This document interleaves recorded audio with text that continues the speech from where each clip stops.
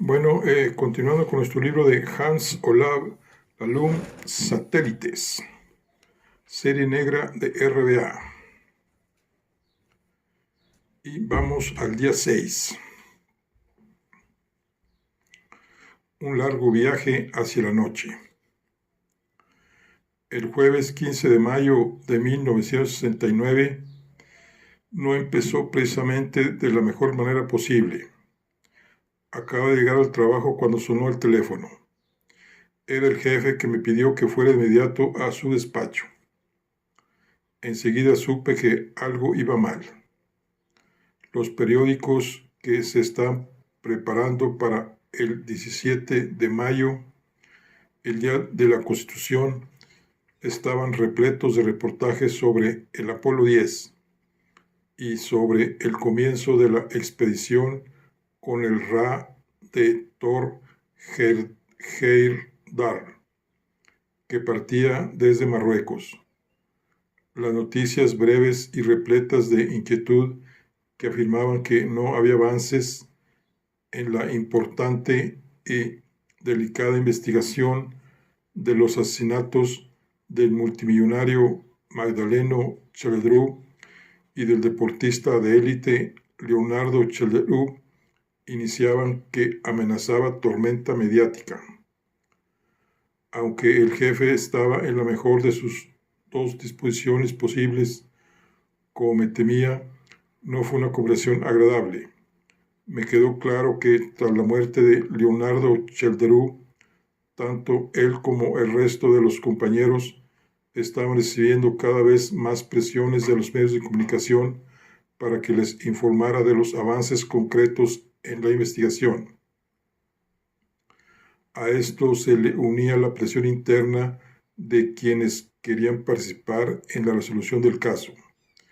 La pregunta de si había novedades comenzaba pues a ser urgente. Si seguía sin haber nada concreto, se planteaba la necesidad de incluir a más gente en la investigación. Le dije la verdad, que no teníamos nada que fuera decisivo para justificar una detención, pero que se estaban haciendo avances significativos, y todo apuntaba a que pronto se resolverían ambos asesinatos. Me apresuré a completar el informe del día anterior con algunas de las nuevas conclusiones de Patricia, por supuesto sin mencionar ni su nombre ni la visita a su casa. Por último, le pregunté al jefe si con su experiencia y su competencia extraordinarias podía deducir algo más del caso de lo que había sacado en claro yo por el momento. Sonrió y negó pensativo con la cabeza. Concluimos la reunión con el acuerdo de que yo haría horas extras el 15 y el 6 de mayo y que volveríamos a hablar del caso a lo largo del 17 de mayo festivo, si aún no se había producido ninguna detención. Una vez fuera del despacho del jefe, respiré aliviado. Por primera vez me quedó claro que varios de mis compañeros podrían poner en peligro mi puesto de trabajo. Me dirigí a mi despacho sin detenerme en ningún otro por el camino.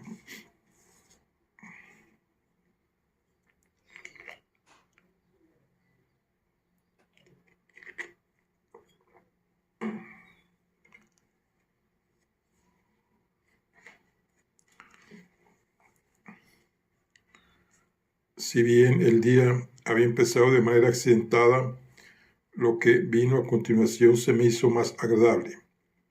Tal vez por eso mismo. La primera llamada del día procedía de Chelledrú Holz, y quien me llamaba era Sandra Chelledrú. Su tono de voz aún era amable y respetuosa.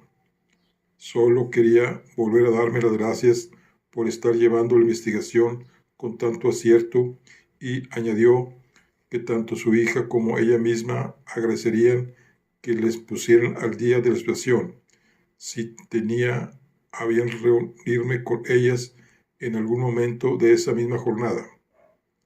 Aparte de las charlas con Herlofsen, y Wendelove no tenía muchos más planes, así que le respondí que yo también tenía algunas preguntas que hacerles, y le pregunté si podía acercarme a la hora de comer.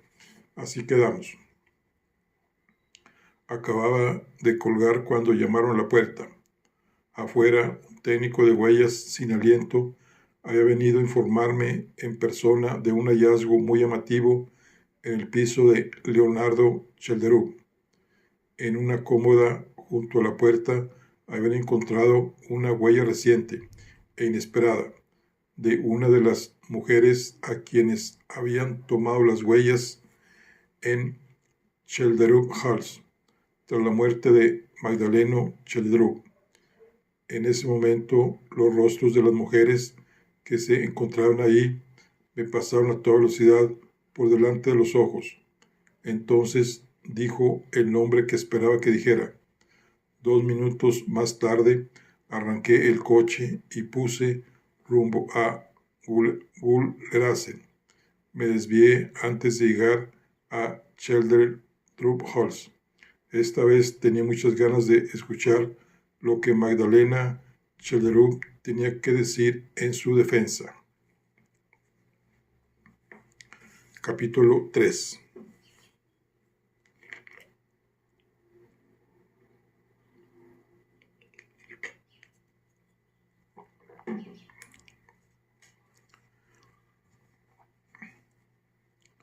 Llegué al apartamento de Magdalena Chelderoux con muchas expectativas de resolver el caso. El resultado no fue más que una conversación deprimente. O bien Magdalena Chelderoux era mejor actriz de lo que yo creía, o bien estaba desesperada de verdad. Me repitió una y otra vez que nunca había aprendido a decir toda la verdad a tiempo, y que por supuesto tenía que habérmelo dicho antes. Con lágrimas en los ojos y la voz temblorosa me aseguró por activa y por pasiva que Leonardo Chelderoux estaba vivo cuando ella se marchó de su casa y que no tenía ni idea de quién había matado a su hermano Magdaleno y a Leonardo. Su explicación era sencilla y tuve que reconocer que no parecía descabellada. Tras la muerte de Magdaleno Chelderoux y del interrogatorio que llevé a cabo, había sentido que el dedo acusador lo señalaba a ella y a Leonardo Chelderoux. A falta de hijos propios, siempre se iba bien con su sobrino, Leonardo. Así que el día después del asesinato de su hermano, llamó a su sobrino y le pidió que quedaran para hablar de la situación. Él le dijo que fuera a verlo cuando quisiera. Ella acudió a última hora de la tarde y tuvieron una conversación lo más agradable que permitían las circunstancias sentados a la mesa del comedor. Lo instó a confesar si había asesinado a su padre y le aseguró que si lo había hecho tanto ella como el resto de la familia lo entenderían. Leonardo Chelderoux se había mostrado firme y le había asegurado que no tenía nada que confesar. En ese momento no estaba seguro de si podía creerlo. Ahora ya sí, claro, añadió con una expresión de dolor en la cara.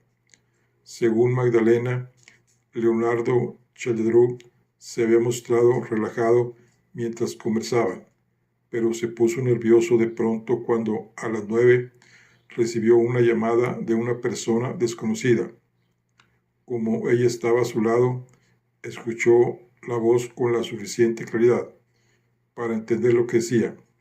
Esa persona lo acusaba de haber asesinado a su padre y lo amenazó con matarlo también a él si no ponía las cartas sobre la mesa.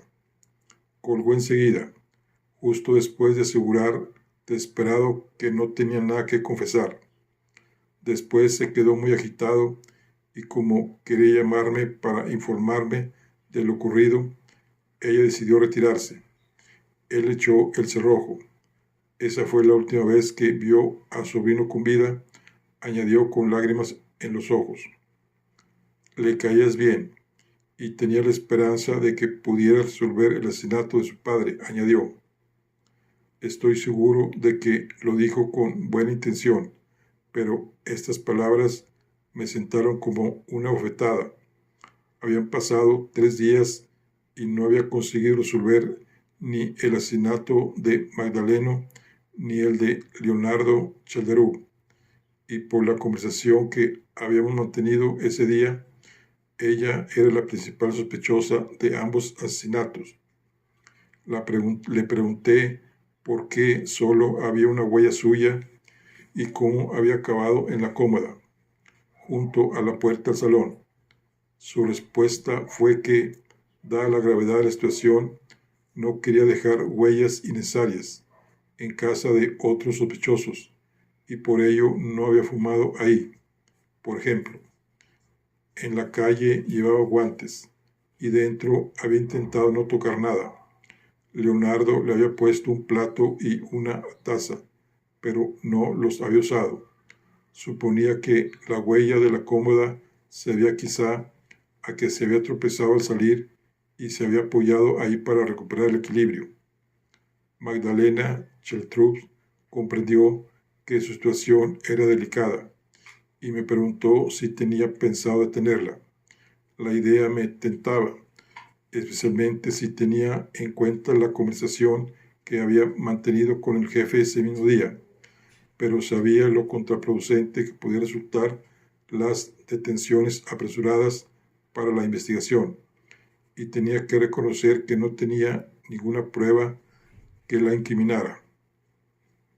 Al fin y al cabo, su explicación encajaba con la llamada que me había hecho Leonardo y con las declaraciones de la vecina y del amante de Leonardo Chalderoux. No podía descartar que Magdalena Chalderoux hubiera vuelto entre la medianoche y las 3 de la mañana y hubiera asesinado a su sobrino, pero nada indicaba que lo hubiera hecho. Por lo tanto, concluí que las detenciones tendrían que esperar, pero le pedí que me contara de inmediato cualquier información que pudiera ser relevante para el caso. Magdalena Chalderoux se quedó pensativa con lo que le quedaba del cigarrillo en la mano. De repente lo apagó con decisión. En ese caso, presionada y contra mi voluntad, le contaré algo que hace muchos años prometí que no le contaría ni a un alma y que me he guardado hasta hoy. Quien me convenció para que me afiliara a la NS en 1940. Y bien, titubeó un último instante y después fue el grano. Mi querido hermano mayor, Magdaleno Chalderoux, vino a mi casa una noche, me dejó un formulario cumplimentado en la mesa y me pidió que lo firmara. Había hecho lo mismo con nuestro hermano. Nos dijo que así aseguraríamos el patrimonio familiar en caso de que ganaran los alemanes y que no tendría mayor importancia si ganaban los aliados. Por suerte, nunca pude comprobar si lo primero era cierto, lo segundo no lo fue, y eso sí que he podido vivirlo en mis carnes todos estos años desde que acabó la guerra. No me cree, ¿verdad?, añadió por fin. Pensé en lo que había dicho Patricia sobre la cronología de 1940 y me oí responder que no estaba seguro de si eso tenía alguna relevancia para los asesinatos que nos ocupaban, pero que, según otros hallazgos de la investigación, creía lo que me había dicho sobre su afiliación al NS. La despedida fue casi amistosa, pero el silencio de Magdalena Chalderoux había aumentado mis sospechas hacia ella. Había acudido a visitarla con la esperanza de recibir una confesión y me marchaba con la duda creciente de si tenía algo que confesar.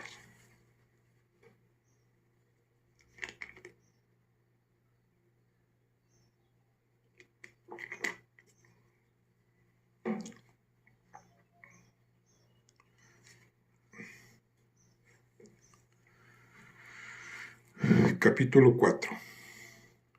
Aunque tenía cosas más emocionantes que preguntarle a Erlofsen y a Wendelove, como ya estaba en Gullerasen, aproveché para acercarme a Seldrup Halls.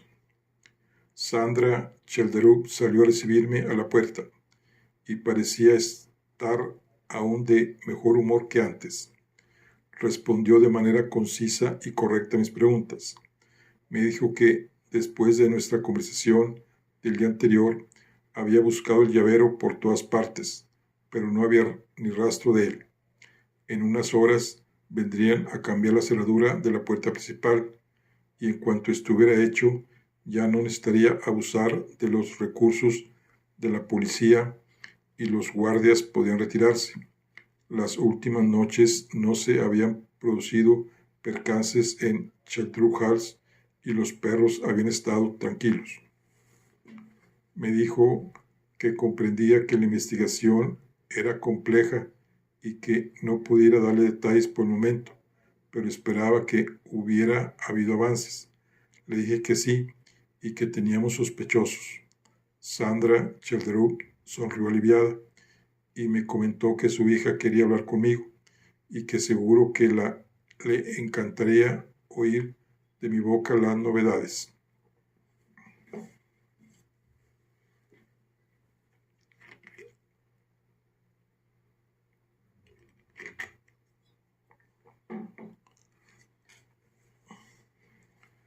Capítulo 5.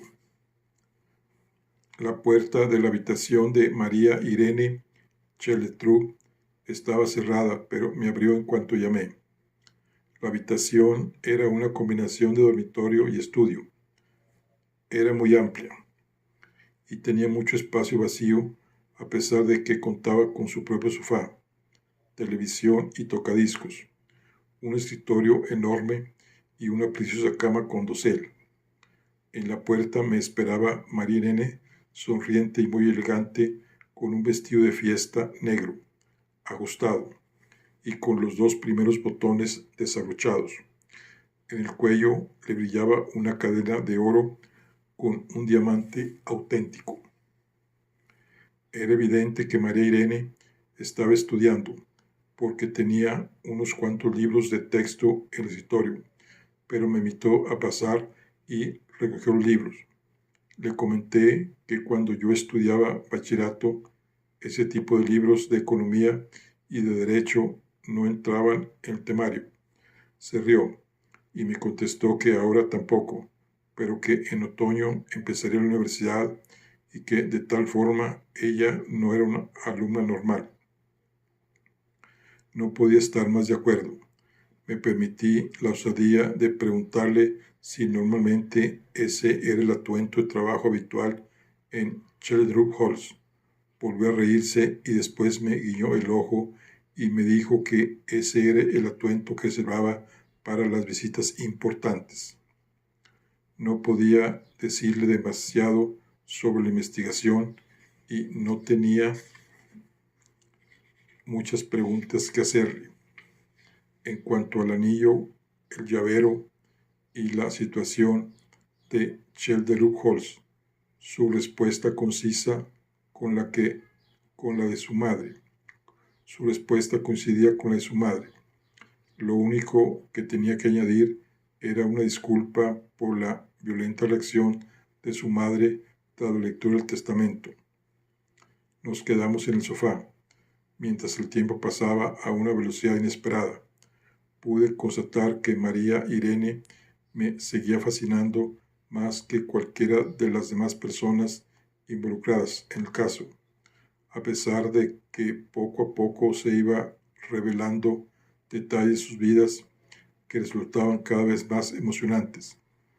Había algo en la dignidad y la calma que mostraba, que unido a su juventud y su belleza, contrastaba con los arrebatos de Magdalena Chelderup y de otras personas mayores que se acercaban al fin de sus días. Me permití señalar que ser testigo de una tragedia de tal magnitud en el seno de su familia tenía que ser muy difícil para ella. sobre todo a su tierna edad.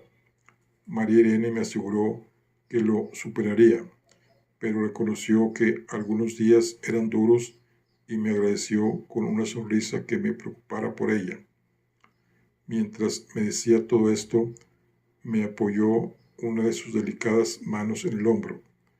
Era más suave y cálida de lo que me había imaginado.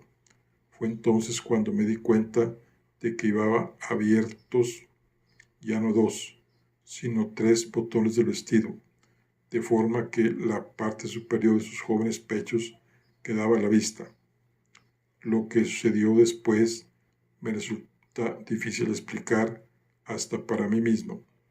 De una forma extraña, me sentía como si hubiera abandonado mi propio cuerpo. Le oí decir a María Irene que había pasado unos días duros y solitarios en Sheldrop Halls y que le aliviaría mucho que accediera a bailar con ella. Me oí responderle que me podía tomar 3 minutos libres de mi jornada laboral si eso le servía de ayuda. La vi sonreír, inclinarse hacia adelante y poner un disco. El movimiento hizo que se le asomaran aún más los pechos entre el escote del vestido y la cadena de oro. Entonces nos pusimos de pie y bailé con ella al ritmo de uno de los éxitos del año anterior, Something Stupid, el dueto de Nancy y Frank Sinatra. Al calor de la música, María Irene me susurró que era su canción preferida y que había sido muy amable por mi parte acceder a bailar con ella. Le respondí que la canción le pegaba mucho. Me parecía que la voz de María Irene se parecía a la de Nancy Sinatra, pero que María Irene era más guapa.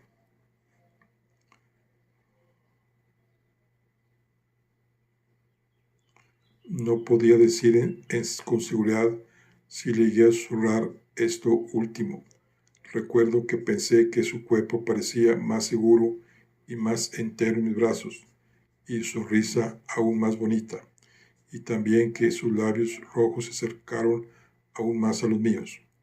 No pude evitar que mi mirada se deslizase por su escote, aunque tampoco lo intenté.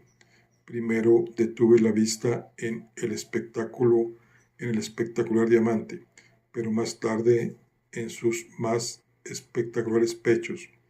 Me sobrevino el absurdo y mareante pensamiento de que me había invitado a bailar una bella joven, heredera de al menos 40 millones de coronas en su casa y sin la presencia de nadie más. Dimos vueltas y vueltas y parecía que flotábamos en un ambiente mágico e irreal que nunca antes había sentido en la pista de baile. También es cierto que me encontraba en una pista de baile muy especial, con una joven más especial aún. Cuando, para mi pesar, terminó la música, estábamos junto al gramófono. Me alegré cuando María Irene soltó una mano para volver a poner la aguja en el disco. Continuamos el baile durante otros 3 minutos, orbitando entre el sofá y la cama con dosel. Cuando la melodía se acercaba al final por segunda vez, María Irene acercó sus labios rojos y jadeantes aún más a los míos y se detuvo a escasos centímetros de mi boca. La miré a los ojos. Enseguida comprendí que no se opondría si yo hiciera lo que más deseaba en el mundo, en ese momento, cogerla en brazos y besarla con pasión. De repente me encontraba en un punto de inconsciencia en el que la tentación era tal que el mundo y sus preocupaciones habían desaparecido. Esta vez no solo perdí la noción del tiempo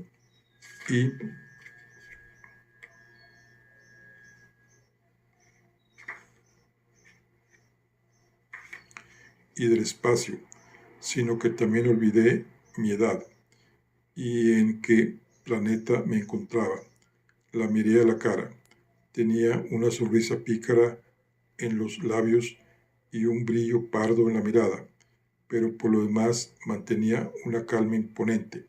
Sentí una especie de rabia juguetona y un deseo imperioso de quitar la sonrisa de los labios y la placidez del rostro. Oí una especie de eco de la voz de María Irene durante el primer interrogatorio, cuando señaló que Yvonne Jensen era muy ruidosa en la cama y muy silenciosa el resto del tiempo. Enseguida sentí un deseo irrefrenable de saber qué sonidos guardaba María Irene en su interior.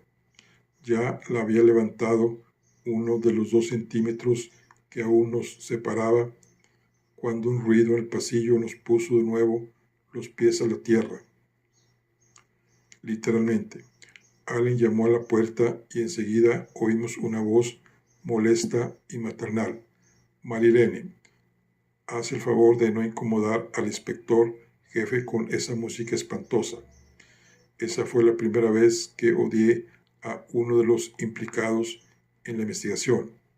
Más adelante le estaría agradecido a Sandra Chedrou e incluso me entrarían escalofríos solo de pensar qué podría haber pasado si hubiera venido un poco más tarde y hubiese abierto la puerta.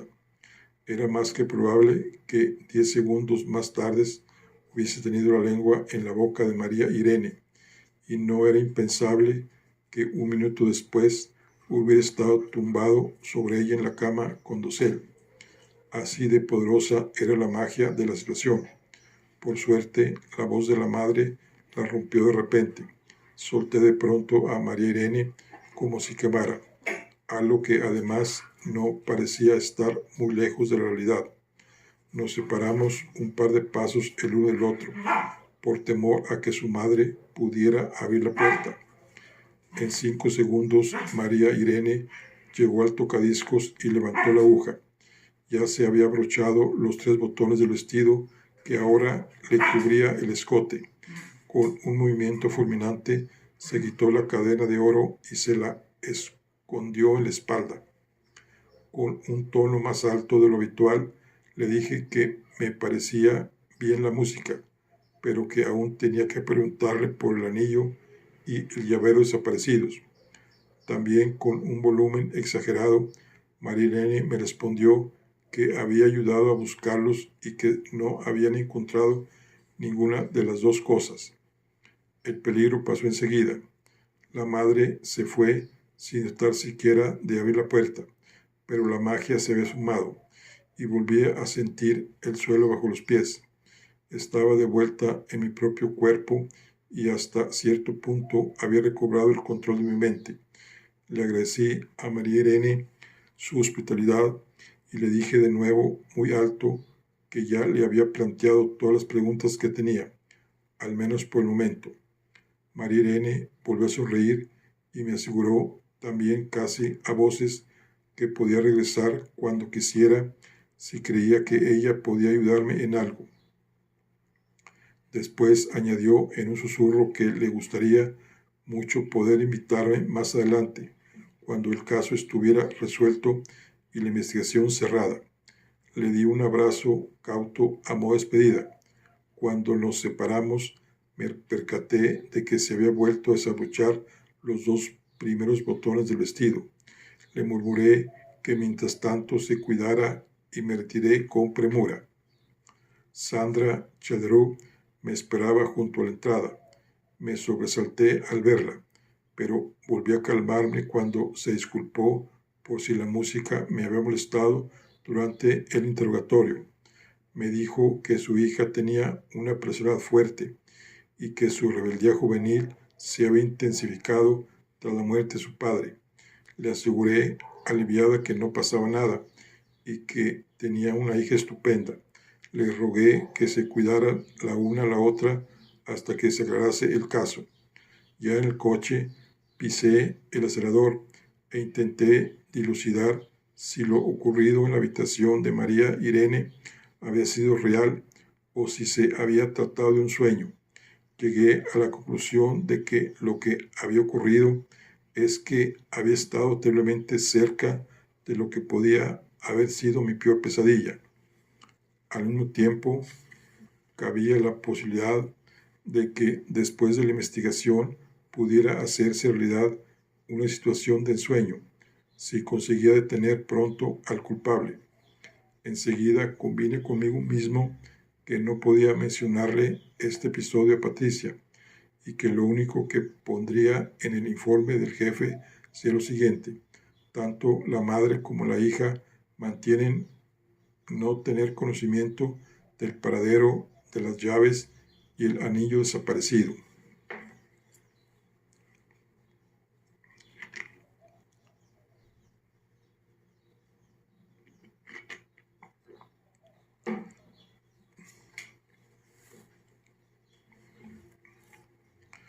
Capítulo 6. Cuando llegué a la casa del matrimonio Wendelove en Skies, ya casi había recobrado todo el control. La investigación había vuelto a convertirse en mi única y gran pasión. A diferencia de cómo me había sentido solo media hora antes, ahora estaba agradecido a Sandra Cheltrou por haber evitado, sin saberlo, lo que podía haber sido un escándalo. No me atreví a pensar en lo que podrían haber dicho mi jefe y los envidiosos de mis compañeros, o en lo que podrían haber escrito los periódicos sobre el asunto. En lugar de eso, me sentí afortunado de que nos interrumpieran a tiempo, y me prometí que tendría mucho más cuidado cuando tuviera que relacionarme con cualquiera de las partes implicadas, al menos hasta que el caso estuviera cerrado. Esperaba que el matrimonio Wendelove pudiera contribuir a que esto sucediera más pronto que tarde. Peter Johannes Wendelove salió de nuevo a recibirme. Le pregunté qué tal le iba a él y a su esposa, y me respondió que, por desgracia, aún le iba mejor a él que a su mujer. Esa respuesta era lo más parecido al buen humor que podía esperar de Peter Johannes Wendelove, y pensé que habíamos empezado con buen pie. Le sugerí, pues, que no molestásemos a su mujer. Él asintió con la cabeza y me condujo al salón. Fui directo al grano y le conté lo que había descubierto de la visita de Gerlofosen a Arild Bradberg. Después esperé nervioso a que reaccionara de alguna manera, pero no lo hizo, lo que reforzó mis sospechas de que me encontraba tras la pista de algo. Le recordé que me había respondido con un no rotundo a la pregunta de si había estado en contacto con Arild Bradberg. Lo confirmó de inmediato. Para mi sorpresa, a la pregunta de si era posible que su mujer hubiera estado ahí, me respondió que sí. Le lancé una mirada inquisitiva y me quedé petrificado. Al final comprendí la situación y le planteé la pregunta correcta: si Gerloffsen se había puesto en contacto con ellos después de la visita de la señora Wendelove a Bradberg. Gerloffsen vino un día de mediados de febrero y estaba más agitado de lo normal. Había estado en casa de Bradberg y nos lo contó tal y como me lo cuenta usted ahora. Tras la visita, se inclinaba a creer que había sido Magdaleno Cheltrous quien había disparado sobre Ole Christian Wig, e incluso que Magdaleno era el propio príncipe oscuro. Me pidió que valorase la posibilidad de confrontarnos con Chelderup, o que lleváramos a cabo algún tipo de acción contra él, pero nunca llegamos a hacer nada parecido, claro. Se quedó callado. Empezaba a conocer a Wendelove y comprendía lo que tenía que hacer para animarlo a continuar, plantearle una pregunta directa, pero lo valoró lo suficiente para que su esposa fuera a hablar con Arild Bradberg, ¿no es cierto? Wendelove asintió. Fue por iniciativa propia, sin preguntarme nada. El caso es que fue a visitarlo y volvió con la misma impresión. que Gelobsen. Más adelante volvimos a plantearnos una confrontación con Magdaleno Cheldrú, pero nunca lo hicimos. Nosotros no. Es decir, que es posible que Gelobsen actuara solo. Negó con la cabeza. No tengo pruebas de que sucediera algo semejante, pero tampoco puedo descartarlo. Vino aquí a plantárnoslo y nosotros rechazamos la propuesta. En cuanto terminé de hablar, Wendelove volvió a mostrarme su inexpresivo rostro habitual. Sentí que me había topado contra un muro. Cuando habla de confrontar o de llevar a cabo una acción, se refiere, por ejemplo, a un atentado. Wendelove me miró a los ojos tranquilo. Gelobsen también nos mencionó esa posibilidad, pero nunca se llevó a cabo nada parecido, al menos que sepamos mi mujer y yo. Comprendí, frustrado, que por el momento no conseguiría avanzar más. Así que le dije a Wendelove que por desgracia tenía que pedir a su mujer que me confirmara esta versión de los hechos. Sin mediar palabras, se incorporó y se fue al pasillo. Me quedé ahí mientras le pedía a su mujer que bajara. Enseguida asomó por una puerta, visiblemente frágil, pero vestía de calle y de pie. Sentados a la mesa del comedor, le planteé las mismas preguntas y obtuve las mismas respuestas. Si Gelobsen los había ido a ver y les había planteado que se confrontaran con Magdaleno Cheldrú o que llevaran a cabo una acción en su contra, sí, ella había ido a visitar a Arlid Brader por iniciativa propia y también se había creído su versión de los hechos. Sí, más tarde los tres habían debatido la posibilidad de responder ante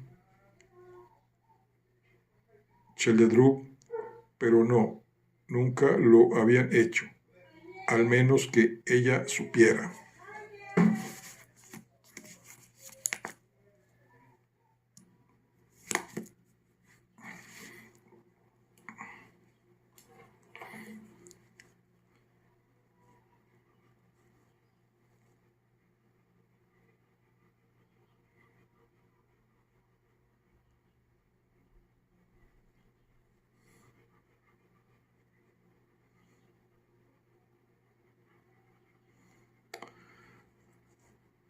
Enseguida asomó por una puerta visiblemente frágil, pero vestía de calle y en pie.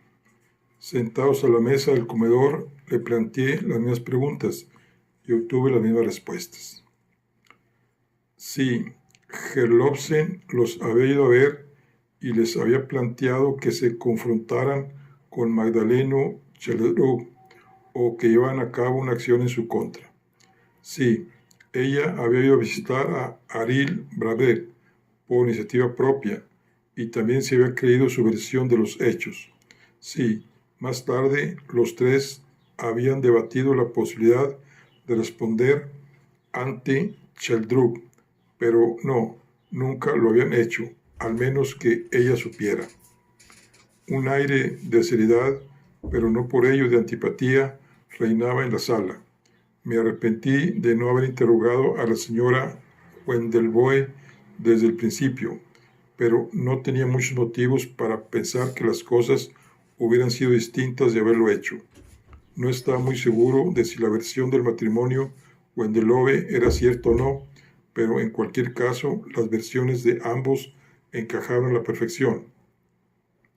Les pedí que se quedaran en casa el resto del día y que no se pusieran en contacto con Gelobsen. Después me fui a buscarlo.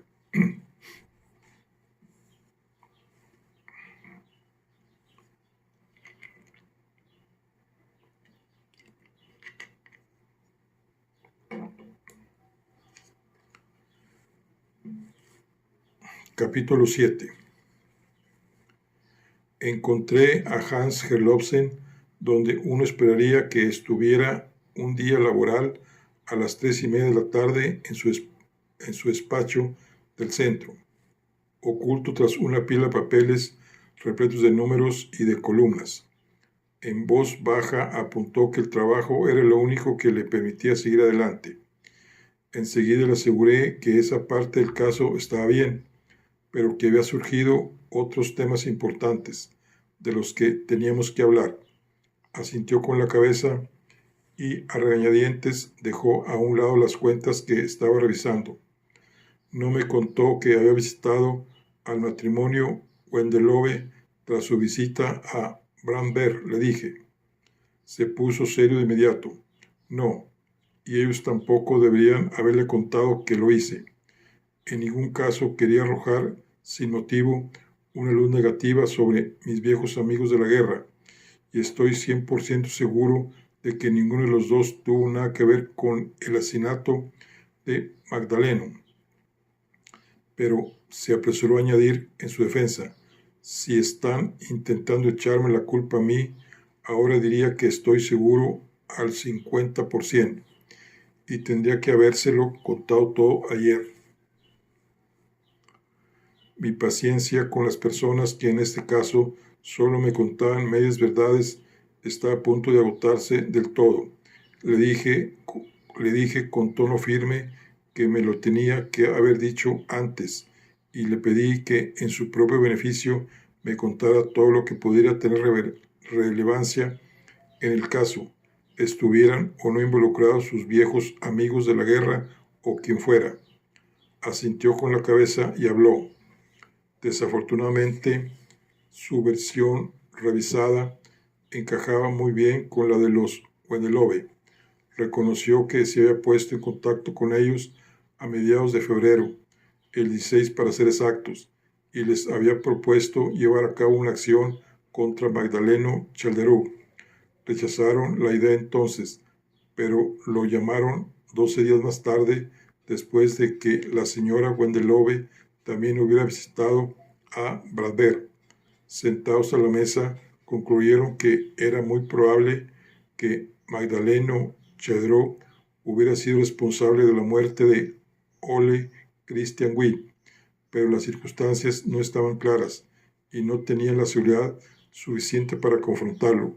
Por lo tanto, nunca se llevó a cabo ninguna acción contra él, al menos que yo sepa, añadió titubeante.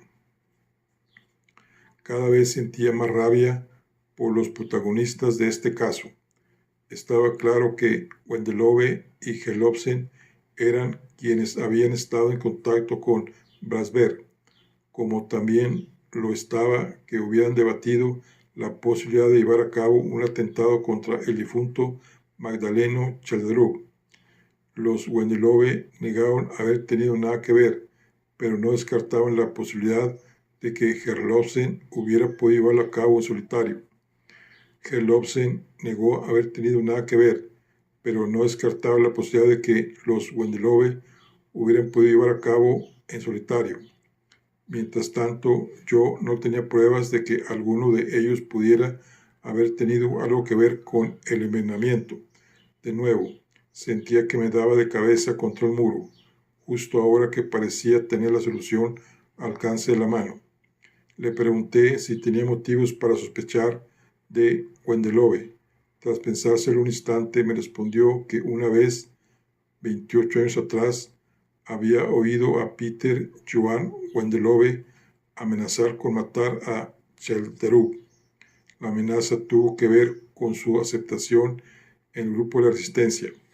Wendelove se había mostrado reacio a aceptarlo y en la primera reunión le había dicho a Chelderú lo siguiente: te damos la bienvenida a la lucha por la liberación de Noruega, pero si en algún momento se te ocurre traicionarnos, te mataré.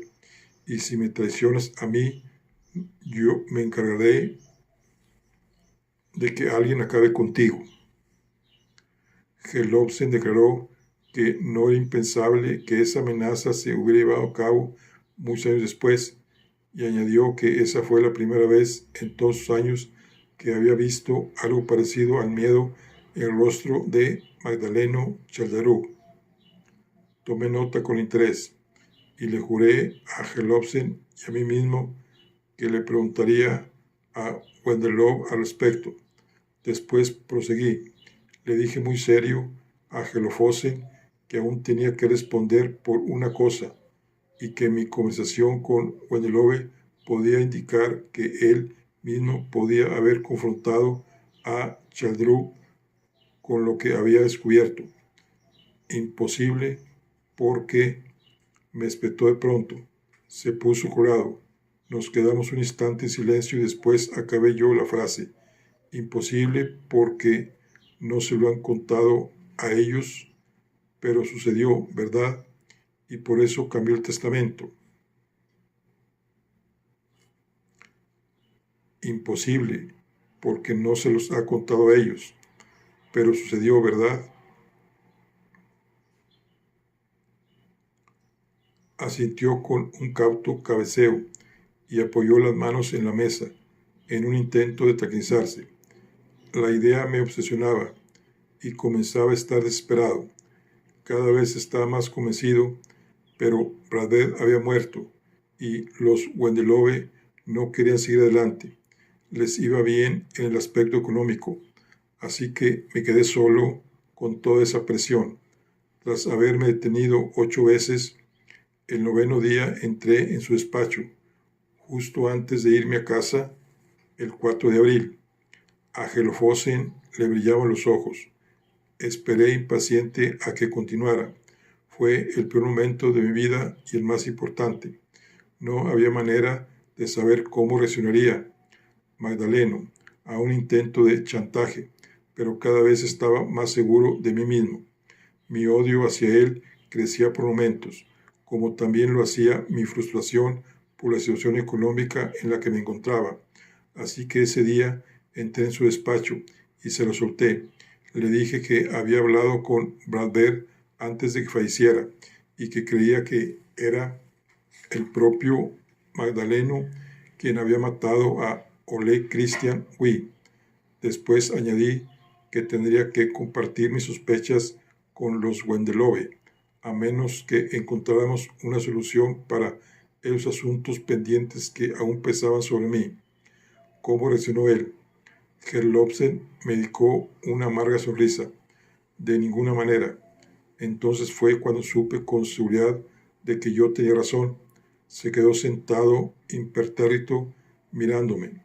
Tengo que admitir que no fui del todo sincero al decir que la única vez que vi el miedo reflejado en la mirada de Magdaleno Sheltertruth fue en 1941. Durante un breve instante volví a verlo, el 4 de abril de 1969, cuando lo amenacé con ponerme en contacto con Wendelove. Se quedó en silencio. Después dijo que todo eran calumnias y especulaciones, pero que sin embargo, como nadie sabía lo que sería capaz de creerse Wendelove, tal vez ya había llegado la hora de dejar atrás el pasado. Entonces sacó de un cajón el contrato y el pagaré. Me los entregó y añadió que especificaría en el testamento que mi deuda con él estaba saldada. Mientras me contaba todo eso, Gerlofsen parecía estar reviviendo lo que sintió en su encuentro con Magdaleno Cheledró. Se le iluminó el rostro, pero al mismo tiempo se le reflejaba el miedo en la mirada y le temblaban las manos. Enseguida fui consciente de que Magdaleno seguía ejerciendo una tremenda influencia en la vida de sus allegados, incluso después de su muerte. No me atreví a dar la mano.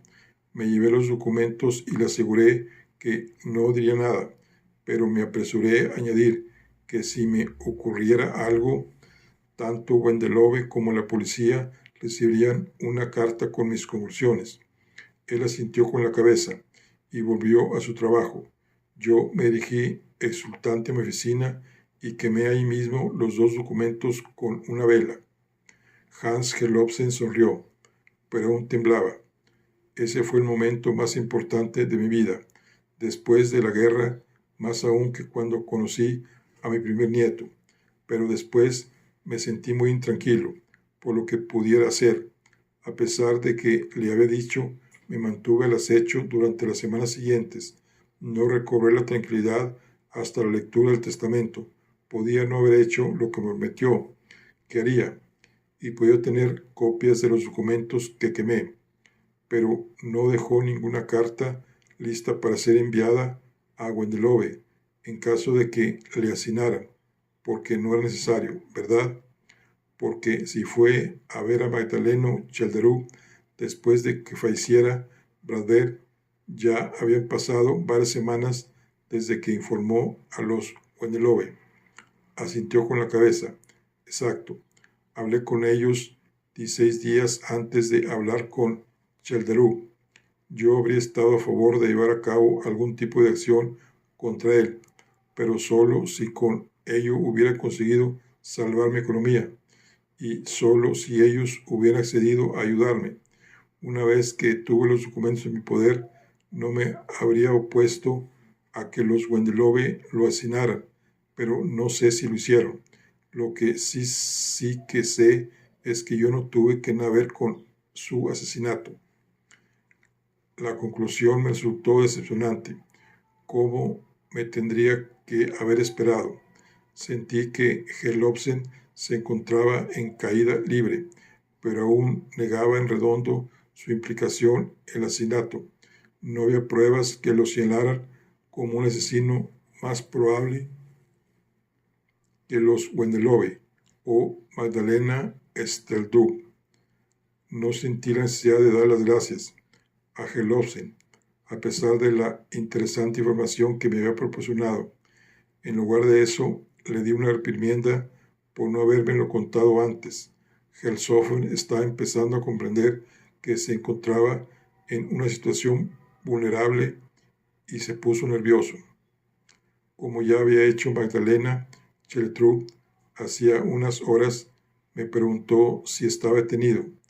Me pensé la respuesta durante unos segundos y le dije que por el momento estaba libre, pero que era sospechoso y que debía mantenerse disponible de cara a futuras preguntas el día siguiente. Me repitió que no tenía nada que esconder con respecto a los asesinatos. Cuando me fui de su despacho, él volvió a desaparecer con una sonrisita en su mundo de números. No supe interpretar si la sonrisa se debía a los propios números o a cómo se había desarrollado el interrogatorio.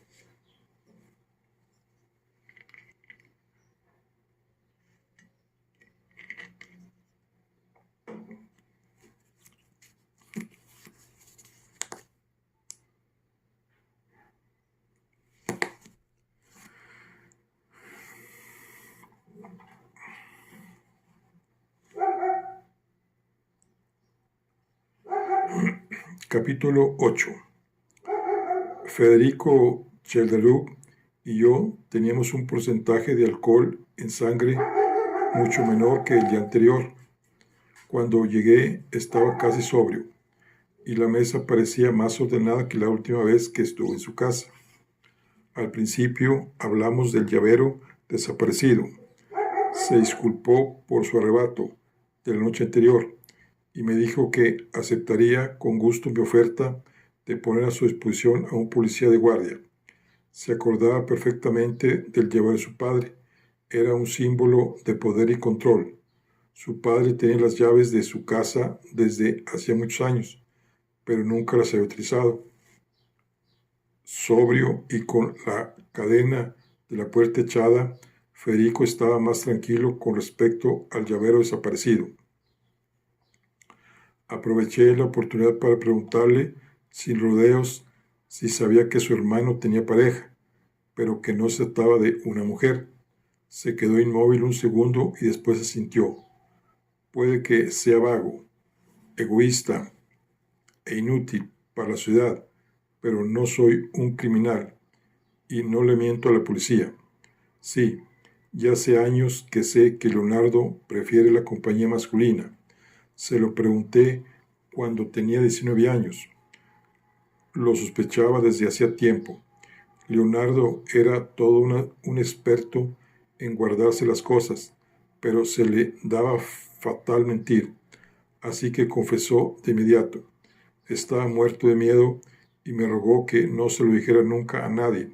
Le di mi palabra y le pedí que él tampoco se lo dijera a nadie. Mi reputación podría verse afectada si la gente se enteraba de que mi hermano se acostaba con hombres. Muchas mujeres creen que es contagioso y que va en los genes, por lo menos muchas de las que frecuento. Lo miré muy serio, se dio cuenta y prosiguió enseguida. Nunca volvimos a hablar del tema. Ambos sabíamos cómo era él y ninguno de los dos queríamos que saliera a la luz. Así que no sé nada de sus novios. Quiero pensar que han sido pocos. El año pasado pasé por casualidad delante de un restaurante y lo vi charlando con otro deportista, famoso en la terraza. A nadie le habría llamado la atención, pero había una especie de intimidad en el aire que me llevó a pensar que mi hermano tenía novio. Tiene sentido, porque los meses siguientes estuvo de mejor humor de lo habitual. ¿Y qué le parecía a usted aquello? Se encogió de hombros. Esperaba que no se supiera, por mi propio bien, pero me parecía que Leonardo se merecía estar a gusto con quien él quisiera, siempre que yo no tuviera que presenciarlo.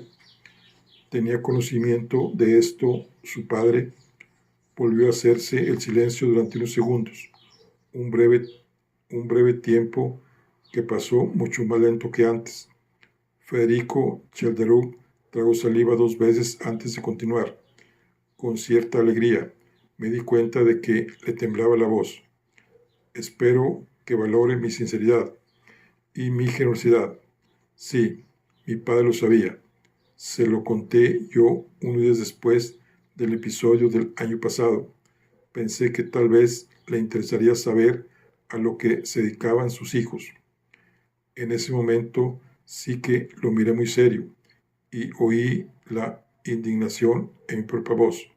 Así que rompió la promesa que le había hecho a su hermano, porque le pareció que sería útil que su padre lo supiera antes de redactar el testamento, ¿verdad? Bajó la mirada un segundo y asintió con la cabeza. Prosiguió con voz temblorosa. Como espero que entienda, soy un desastre avaricioso, pero sincero.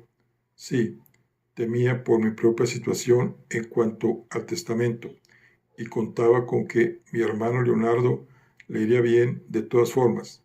Él siempre ha sido concienzudo y trabajador.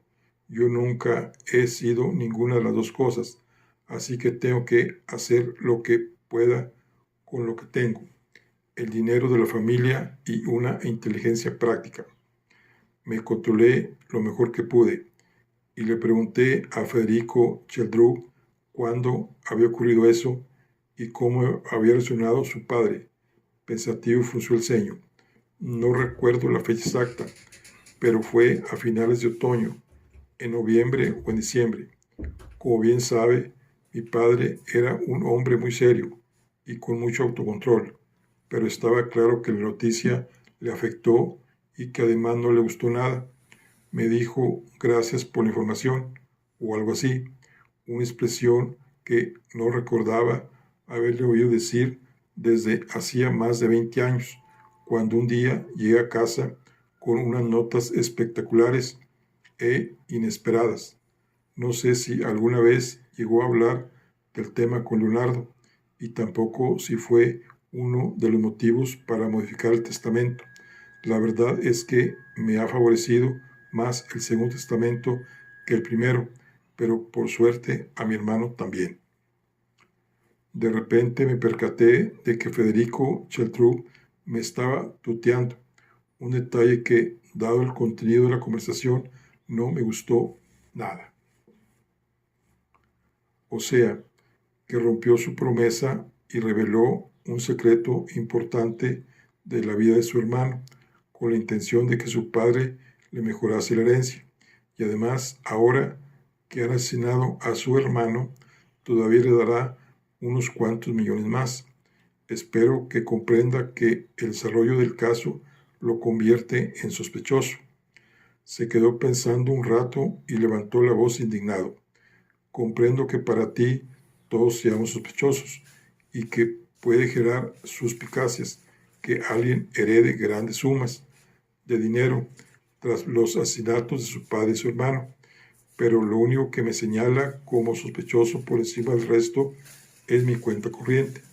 No hay nada que pueda relacionarme de manera directa con ninguno de los asesinatos y acabo de mostrar mi sinceridad al contarte un episodio del que no estoy orgulloso y que puede ponerme en mal lugar.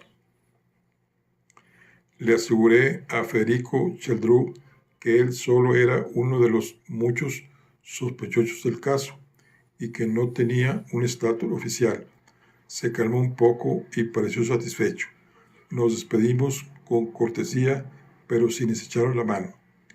Me tentaba la creencia de que había estado ante un inútil, avaricioso y sincero, pero cada vez me sentía más seguro de la parte de la avaricia y menos de la sinceridad.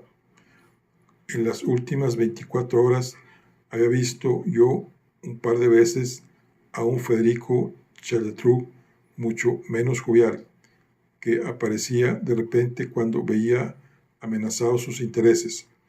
A pesar de las diferencias externas, de pronto me recordaba a su tía Magdalena. Podía comprender que su vida a la sombra de Magdaleno Cheldreau no tenía que haber sido fácil, a pesar de que no hubiera pasado dificultades económicas ni un solo día de su vida. Con todo, no conseguí simpatizar ni con Federico ni con Magdalena, y menos aún confiar en ellos. Bueno, aquí concluimos la charla del día de hoy. Nos vemos en la siguiente. Hasta luego.